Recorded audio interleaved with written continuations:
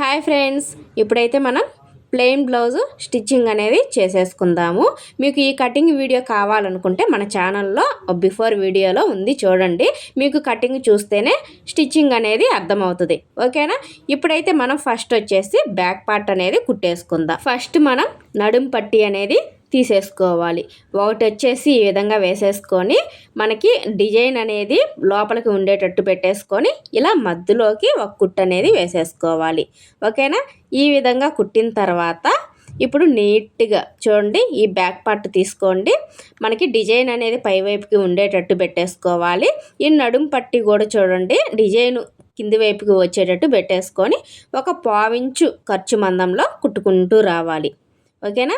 ఇలా నీట్గా కుట్టిన తర్వాత ఇక్కడ నీట్గా కట్ చేసేసుకోవాలి ఎక్స్ట్రా పీస్ మొత్తాన్ని. తర్వాత నెక్స్ట్ వచ్చేసి రివర్స్ చేసేసుకొని దానిపైన నడుం పట్టి ఉంది కదా, దానిపైన కుట్టుబడేటట్టు కుట్టు వేసుకోవాలి. ఓకే, ఈ విధంగా కుట్టిన తర్వాత చూడండి, ఇప్పుడైతే మెయిన్ డాట్స్ అనేది వేసేసుకుందాము. ఈ విధంగా పెట్టేసుకొని మీరు లూజ్ కుట్టైనా వేసేసుకోవచ్చు, లేకపోతే డైరెక్ట్గా ఇలా ఆల్రెడీ మనం కట్ చేసేటప్పుడే మార్కింగ్ ఇచ్చాం కాబట్టి బ్యాక్ డాట్స్ కోసం సేమ్ అదే మార్కింగ్ మీద ఈ విధంగా స్టార్టింగ్లో ఒక 1/2 ఇంచు వచ్చేలాగా ఇలా క్రాస్గా కుట్టు అనేది వేసేసుకోవాలి. సేమ్ అదే ప్రాసెస్ ఇది కూడా.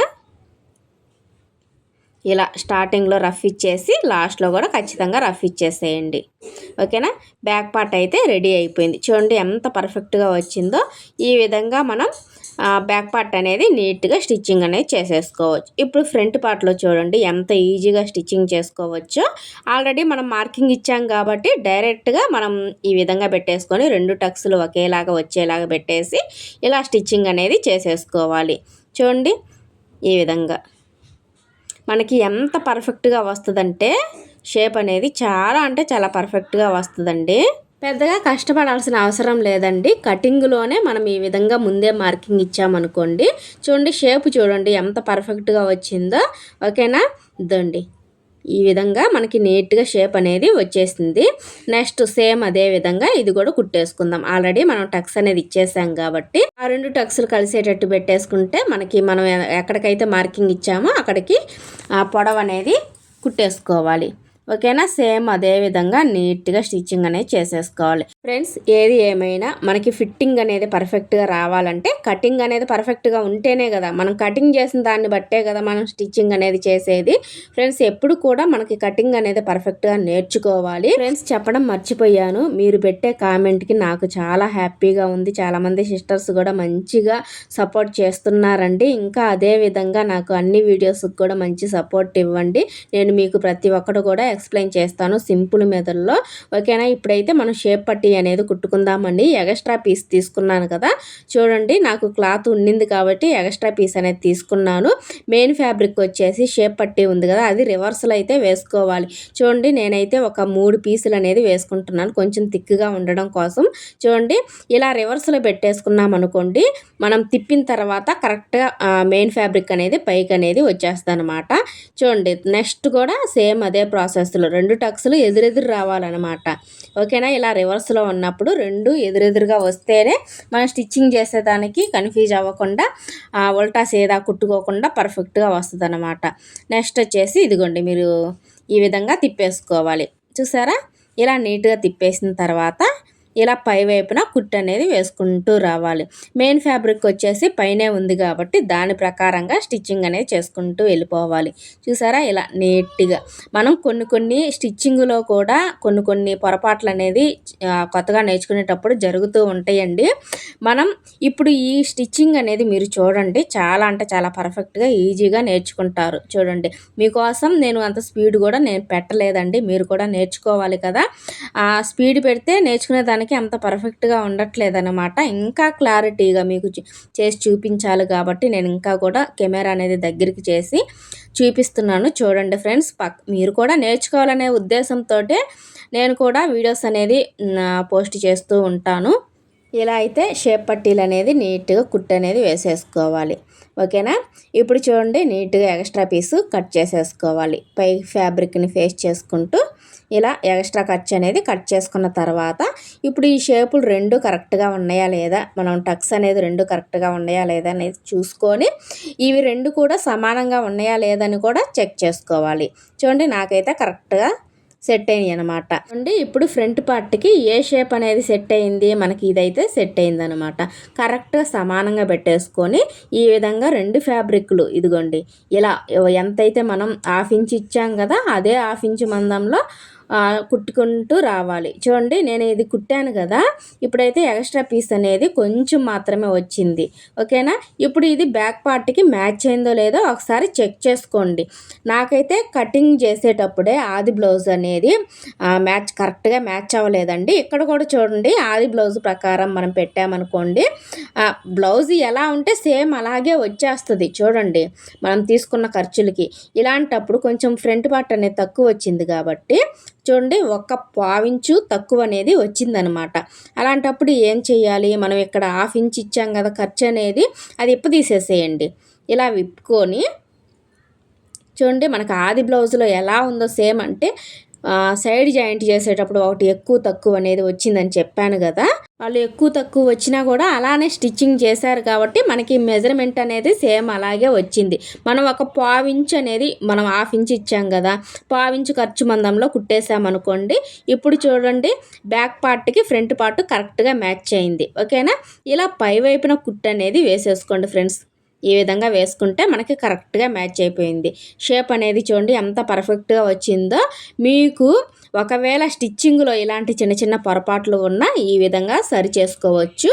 మీకు ఉన్న ప్రతి ఒక్క డౌట్ కూడా నేను క్లియర్ చేయడానికి ప్రయత్నిస్తూనే ఉంటాను ఫ్రెండ్స్. మీరు కూడా అదే విధంగా మీరు హుషారుగా లైక్ చేస్తూ ఉండండి. నేను అంతే హుషారుగా మీకు వీడియోస్ అనేది అప్లోడ్ చేస్తూ ఉంటాను. నేను వాడే చిన్న చిన్న టిప్స్ అనేది మీకు ప్రతి ఒక్కటి షేర్ చేస్తూ ఉంటాను. మీరు కూడా టైలర్స్ అనేది ఖచ్చితంగా అవుతారండి. చూడండి ఇది కూడా సేమ్ అదే ప్రాసెస్లో 1/4 ఇంచు మందంలో కుట్టుకుంటూ వచ్చేసాను. ఓకేనా. పై వైపున ఇంకొక కుట్టు అనేది వేసామనుకోండి చాలా అంటే చాలా పర్ఫెక్ట్గా వచ్చేస్తుంది. చూడండి ఫ్రెండ్స్ నేను వాడే ప్రతి ఒక్క టిప్ అనేది మీకు షేర్ చేస్తూనే ఉన్నాను. చాలామంది సిస్టర్స్ కూడా కామెంట్ చేస్తున్నారండి. నాకు చాలా హ్యాపీగా అనిపిస్తుంది ఫ్రెండ్స్. ఇందులో స్వార్థం అంటూ ఏమీ లేదండి. నేను చేసే వర్క్ నేను కొంచెం సగం దాచిపెట్టుకొని మీకు చెప్తే అవి బ్లౌజులు అనేది కుదరవు కదా. నేను వాడే ప్రతి ఒక్క టిప్ కూడా మీకు చెప్తున్నాను. నీట్గా నేర్చుకోండి ఫ్రెండ్స్. ఇది ఒక్కటే నేను కోరుకుంటున్నాను మీ దగ్గర నుంచి. ఇక్కడ గమనించండి ఉక్స్ పట్టి కాజాల పట్టి ఎక్కువ అనేది వస్తుంది అంటున్నారు కదా. చూడండి ఇలా నీట్గా సమానంగా కింద ఎంతైతే మడిచామో పైదాకా కూడా అదే లెవెల్లో రావాలన్నమాట. ఓకేనా. ఇద్దండి ఈ పైకి వచ్చిన ఖర్చు మాత్రమే కట్ చేసేసుకోవాలి. నెక్ని అస్సలు తాకకూడదు. ఓకేనా. ఇప్పుడైతే ఉక్స్ పట్టి కుట్టుకున్నాం కదా, కాజాల పట్టి కుట్టుకోండి. ఇప్పుడు చూడండి ఈ విధంగా మనం ఒక సైడ్ అయితే రివర్స్ కాజాల పట్టీకి రివర్స్లో చేసేసుకొని కుట్టుకోవాలన్నమాట. ఓకేనా. ఇలా 1/4 ఇంచు మందంలో ఇలా సగానికి మడిచేసి అక్కడ రఫ్ ఇచ్చేసేయాలి. ఓకేనా. నెక్స్ట్ ఈ విధంగా ఫస్ట్ 1/4 ఇంచు తర్వాత మనం కుట్టాం కదా అక్కడికి నీట్గా మడిచేసుకొని అక్కడ రఫ్ ఇచ్చేసి మనం ఒకటే లెవెల్లో మడతనేటట్టు వచ్చేసేయాలన్నమాట. మధ్యలో ఒక కుట్టు అనేది రావాలి. చూసారా ఇలా నీట్గా వేసుకున్న తర్వాత చూడండి పైకి మనకి ఈ ఖర్చు మాత్రమే వచ్చింది. నెక్ అనేది ఎప్పుడు కూడా టచ్ చేయకూడదు. మనం ఉక్స్ పట్టి కాజాల పట్టి మాత్రమే మనకి ఎక్కువ అనేది వస్తుందండి. దాన్ని మాత్రమే కట్ చేసేసుకోవాలి. చూడండి ఇక్కడ కూడా నాకు కొద్దిగా ఈ ఖర్చు అనేది పైకి వచ్చింది. దాన్ని మాత్రమే టచ్ చేశాను. నెక్ని ఏమాత్రం కట్ చేయకూడదు. ఓకేనా. ఈ టిప్స్ అనేది చిన్న చిన్న టిప్స్ అనేది తెలుసుకోండి ఫ్రెండ్స్.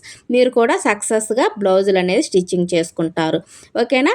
ఇప్పుడైతే ఫ్రంట్ పార్ట్ అయిపోయింది కదా, ఇప్పుడు జాయింట్ చేసేసుకుందాము. బ్యాక్ పార్ట్ ఈ విధంగా పెట్టేసుకొని ఫ్రంట్ పార్ట్ అనేది రివర్స్లో పెట్టేసుకోవాలి.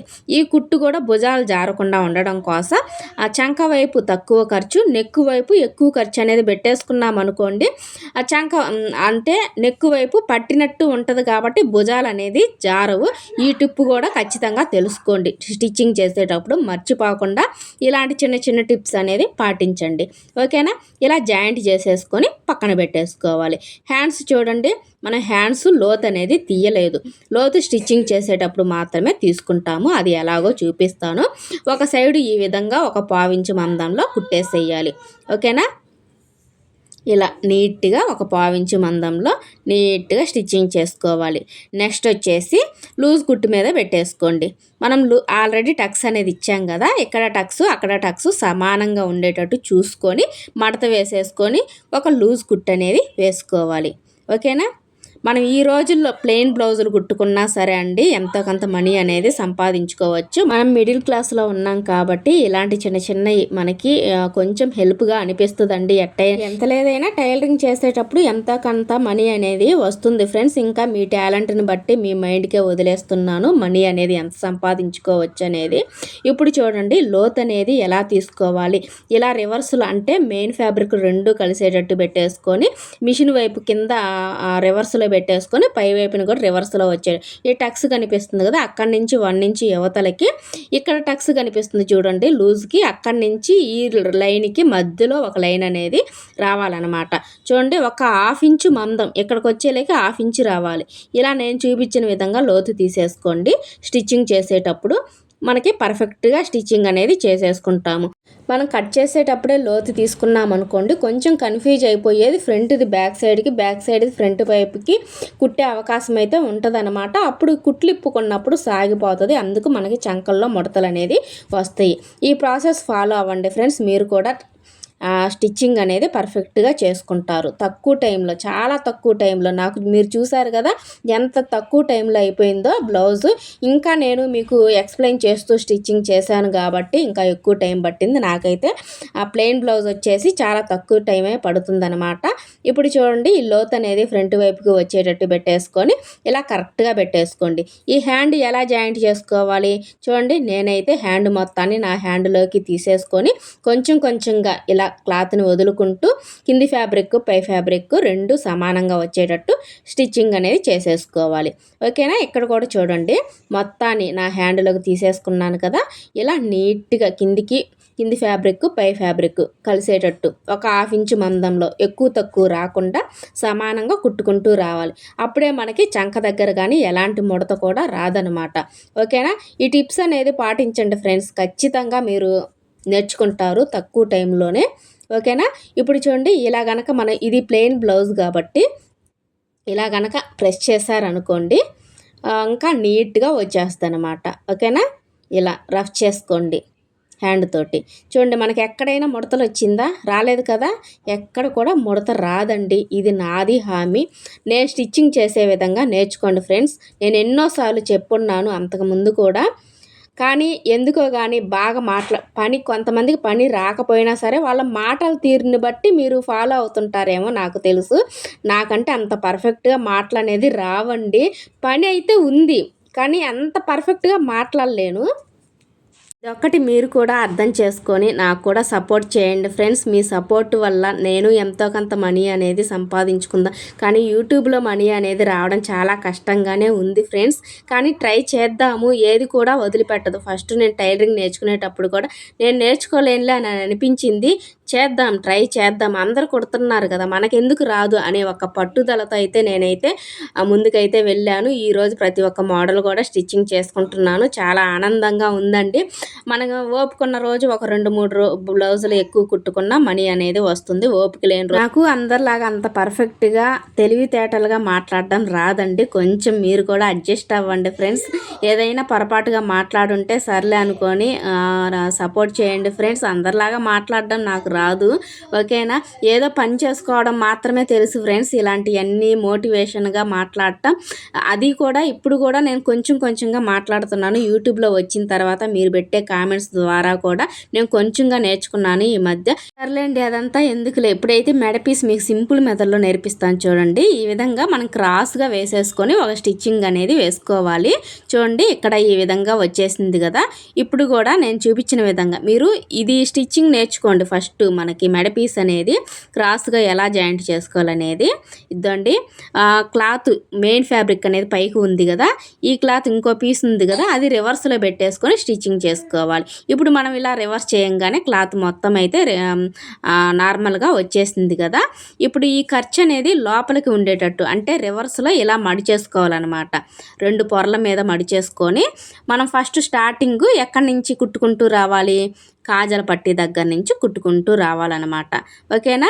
ఇప్పుడు చూడండి, ఈ మెడ పీస్ అనేది ఇలా సమానంగా మడి చేసుకొని ఇలా ఎగస్ట్రా పెట్టేసి వెనక్కి నెట్టేసి స్టార్టింగ్లో రఫ్ ఇచ్చేసేయండి. మనం ఎంత ఖర్చు పెట్టాము కట్ చేసేటప్పుడు, ఒక పావించి కదా, అదే పావించి మందంలో కుట్టుకుంటూ రావాలి మొత్తాన్ని. అంటే కింద ఫ్యాబ్రిక్ ఉంది కదా, నెక్ కట్ చేసాం కదా, ఆ నెక్ ఈ మెడ పీస్ ఈ మెడ పట్టి సమానంగా రావాలి. ఎక్కడ కూడా ఎక్కువ తక్కువ అనేది రాకూడదు. ఏమాత్రం ఎక్కువ తక్కువ వచ్చినా నెక్ అనేది వంకరగా వస్తుంది. మనం పర్ఫెక్ట్గా స్టిచ్చింగ్ అనేది చేసేసుకోవాలి. ఓకేనా.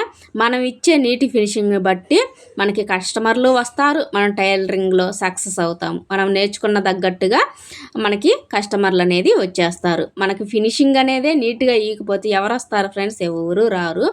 అది మనం నేర్చుకునే దాన్ని బట్టి ఉంటుందన్నమాట, మనం ఇచ్చే ఫినిషింగ్ని బట్టి ఉంటుంది. ఓకేనా. మొత్తాన్ని అయితే కుట్టేసుకున్నాం కదా, ఇలా నీట్గా ఎక్స్ట్రా పీస్ ఉంటుంది కదా, నీట్గా కట్ చేసేసుకోవాలి. చూసారా, సింపుల్ మెథడ్ అండి. ప్రతి ఒక్కటి కూడా నేను పాటించే ప్రతి ఒక్కటి కూడా మీకు షేర్ చేస్తున్నాను. ఓకే ఫ్రెండ్స్, ఇంకా లైక్ చేయలేదా? లైక్ చేయకపోతే లైక్ చేయండి ఫ్రెండ్స్. మీ అమూల్యమైన లైక్ ఇచ్చి సపోర్ట్ చేయండి. ఓకేనా. చిన్న చిన్న రౌండ్ తిరిగే దగ్గర చిన్న చిన్న టక్స్ అనేది ఇచ్చేసేయండి ఫ్రెండ్స్. ఈ విధంగా మనకి అప్పుడే నెక్ అనేది పర్ఫెక్ట్గా వస్తుంది. చెప్పడం మర్చిపోయాను ఫ్రెండ్స్, క్రాస్ పీస్ అనేది తీసుకోవాలి. మీకు కటింగ్ చూసే ఉంటారు, కటింగ్ చూడని వాళ్ళకైతే ఖచ్చితంగా కటింగ్ చూస్తేనే మీకు ఈ స్టిచ్చింగ్ అనేది అర్థమవుతుంది.